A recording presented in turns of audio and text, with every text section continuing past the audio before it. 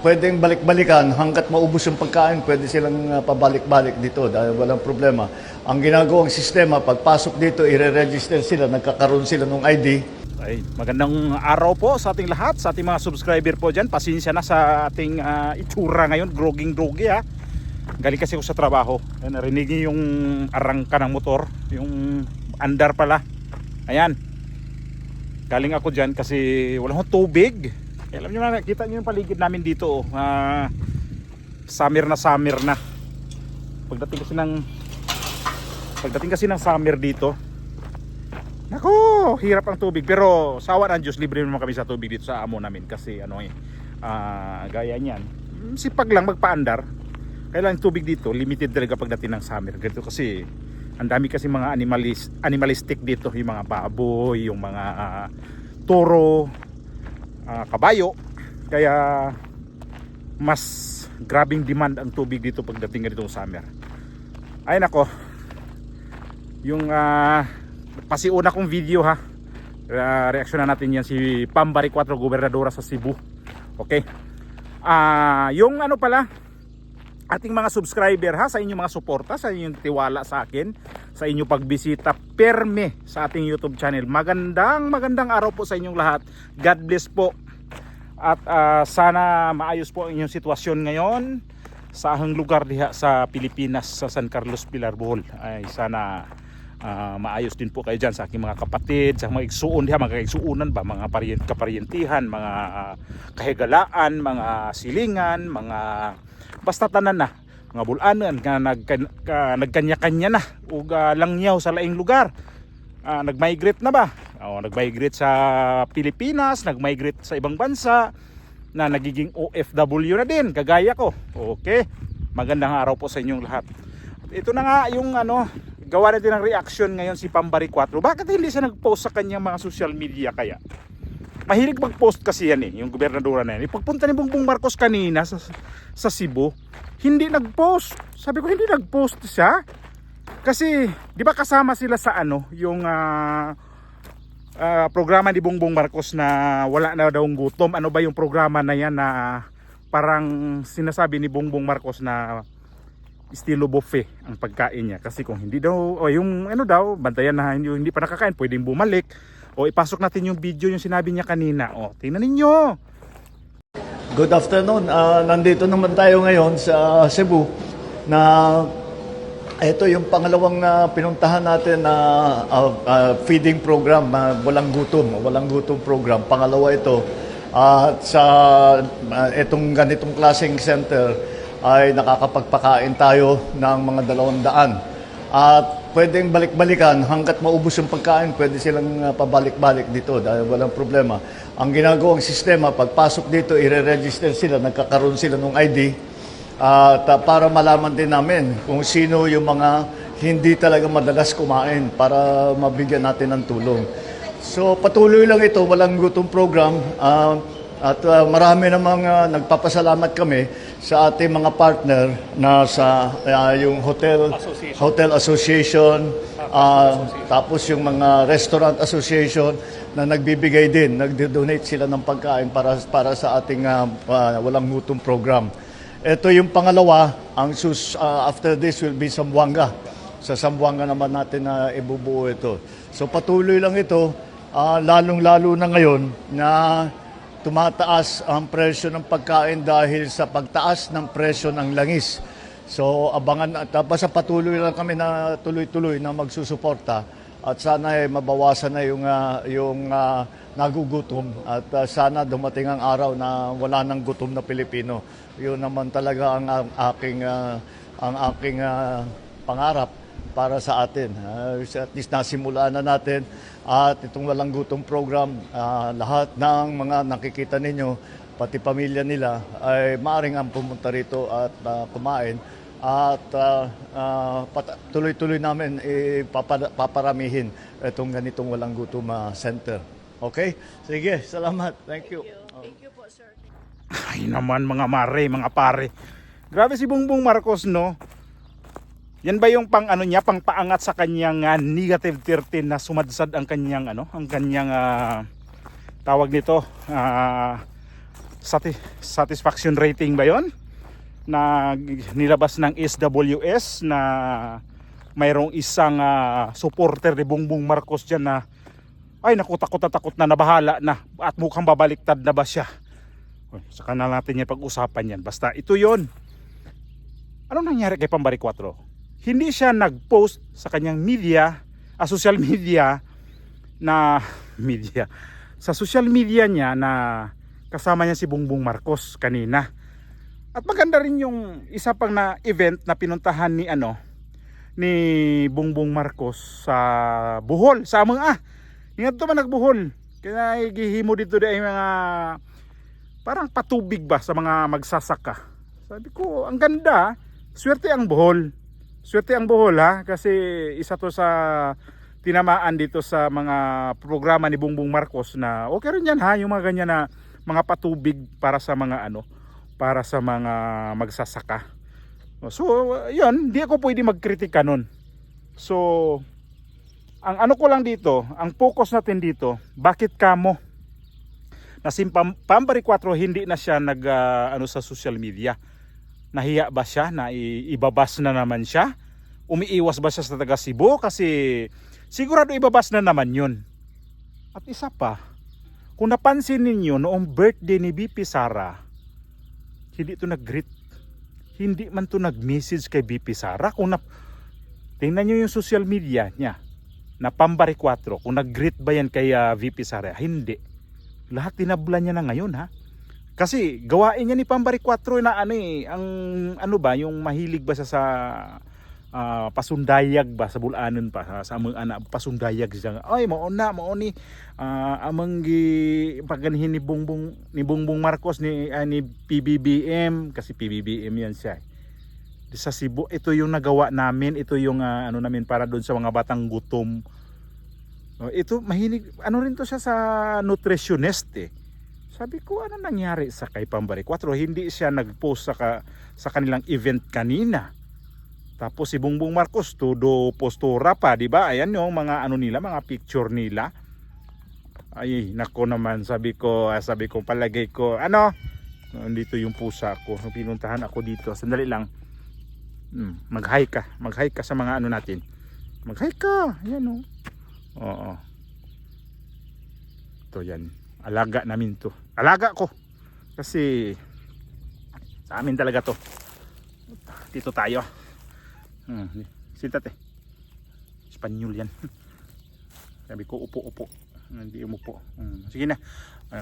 Sige na. Na-interrupt ako sige. Upo ka lang dyan. Tapos ang nito, ang ginawa ngayon ni Pambari 4, parang tinabla niya na yung dalawang ang dalawa Vice President at saka yung Presidente. Mahirap talaga kapag dubli ka. Palagay ko to si Pambari 4, nakikiramdam to. Nakikiramdam to siya ngayon, lalo to yung pag sadsad sa rating nito ni Bongbong Marcos. Parang nag-isip na rin to. Ituloy-tuloy ko ba itong pagsuporta nitong presidente na to na hindi na nga maganda ang kanyang rating ngayon tapos susuportaan ko pa? Tapos si BP Sara, di ko alam kung bakit di siya nag-greet doon nung pag-birthday. Bakit ka nag-greet doon? Yung gobernadoran niyo sa Cebu na sabi niya noong, di ba, kandidato pa nga siya sa pagka-gobernador. Allah, habol-habol to siya. Uy, grabe talaga. Kung saan si BP Sara na naramdaman niya na pupunta sa lugar na yun, punta din siya. Tapos may pa chika-chika pa siya doon. Ngayon, nung pag-birthday ng Vice Presidente ni isang salita man lang, ma'am, o kaya Sara, happy birthday. Hindi talaga to nagparamdam sa kanya social media. Sabi ko, ang aga-aga mo na naman, parang iniiwasan mo na naman si Bongbong Marcos, Ayan na naman siya, Kaupo. Iniiwasan mo na naman si Bongbong Marcos, Tapos iniiwasan mo si VP Sara. Ay, lintik na to talaga naman to mga politician ngayon sa Pilipinas na ang pakay lang naman ay kapirahan lang. Hindi ko natanong yun kung pinuntahan ba ni Bongbong Marcos ulit yung mga nasalanta doon sa Palagay ko hindi na yun napuntahan. Kasi nga galing, di ko alam kung alin ang nauna, Cebu o Bohol? Kasi mayroon din siyang video doon sa mga picture sa Bohol, yung irrigation nga na ano man tawag yun. Sabi ko ayos at least man lang yung mga hindi lahat na parte sa Pilipinas na wala siyang malaking bagay yun yung mga patubig kasi nga naman sa Bohol. Kailangan din naman talaga yung mga patubig na yan, lalo na yan. Alam ko na ang Bohol magdadaro, mga mag-uuma, mga basakan ang kasagaran diha ba. Labi ng lugar diha sa Kuan, labi ng lugar diha sa mga Alicia, o diha sa Mabini, o sa parting Gindulman, daghan-daghan man diha basakan. Sa mga sa Pilar daghan basak diha. Sabi namin mga basakan pa diha sa Pilar. Dako-dako pa dihagwan. Pero ang dako dihag basakan sa Bohol kining Batuan, Carmen, iti Sagbayan, dako-dako na dihagwan, dako-dako nag-area diha nga mga basakan. Ubay. Pero okay yun. Okay yun ang ginawa niya di ko naman pwede na kritika ko pa. Di ba? So pasalamatan ko rin yun na at least man lang ang Bohol nakikinabang din sa kanyang administrasyon na kahit pa paano katiting na tulong, di ba? Kahit man lang pa paano mayroon tayong maaasahan sa kanyang panggobyerno na kung mawala naman siya sa pagka-presidente, matapos man ang kanyang presidente, kung hindi siya, sabagay gusto nga ng iba dyan hanggang 2032. Kung gusto niyang tapusin talaga itong 2028, at least meron na siyang maalala sa Bohol. Kay Marcos yan. Sabi ko ayos meron pa lang kunting pangalan si Bongbong Marcos sa sa Bohol.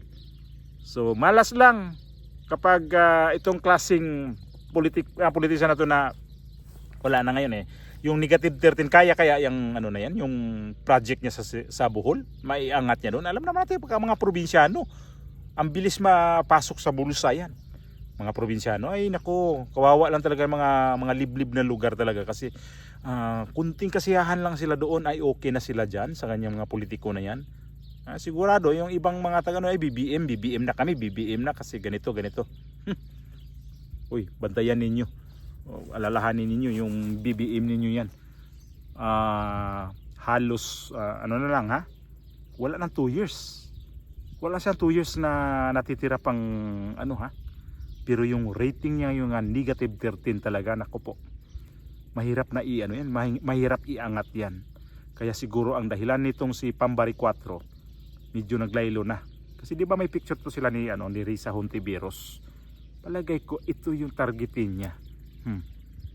Dito ako kay Risa Hontiveros, ayaw ko na kay BP Sara, ayaw ko dito kay Bongbong Marcos. So dito tayo. Kaya dito kay Risa Hontiveros na uturing kawatang lintik na yung kawatan na yan. Naalala niyo yung PhilHealth noon, grabing grabing controversial sa PhilHealth na yon. Nako naman. Tapos ngayon, ang ginawa nito kakandidato na presidente, hindi nga niya inamin yun na nangulimbat siya ng pera ng malaking halaga yun na ginawa pang bonus doon sa mga sa mga taga PhilHealth. Tapos kakandidato ng presidente ito. Nako. Tapos ito ngayon? Ito yung susuportaan sa Cebu na bakit nga naman hindi ka nag-post sa social media mo at saka hindi ako tawag nito may tawag yan nag-intriga hindi ko nag-intriga dito, pansin ko lang kasi sabi ko tingnan ko nga yung niya kung nag-post ba ito, ay hindi, matagal-tagal na siya, ilang araw na siya hindi nag-post. Tingnan niyo yung social media niya, matagal-tagal na hindi nag-post sa social media nung yata Father's Day lang tungkol sa kanyang asawa, yun yata ang last niyang nung linggo, kaya ba yung Lunes kahapon kahapon yata. Pero itong araw na to yung event ni Bongbong Marcos sa Cebu na doon na nag-ipron pa. Sus, ang araw na talaga si Bongbong Marcos pwede na siyang driver, pwede na siyang kusinero na siya, reporter na siya, broadcaster na siya. Kasi dati siya ang may hawak ng Department of Agriculture, di ba? So nagiging Department of Agriculture Secretary siya. Tapos ano pa mga posisyon ng hawak niya ngayon. Tapos kawatan pa. Yan ang pinaka ano niya, main event niya, yung pagkakawatan niya. Butbuton pa, yung sinungaling ba, yan yung ano niya. Sige, dahan-dahan tayo pauwi na ako. Prada, dali na. Vamos. Yan na siya. Sumama din. Dali na. Vamos. Kaya ang ano niya ngayon, dito tayo mag-focus sa mag-focus tayo dito sa may ginagawa natin na kahit ano na lang para ay angat ang ano natin.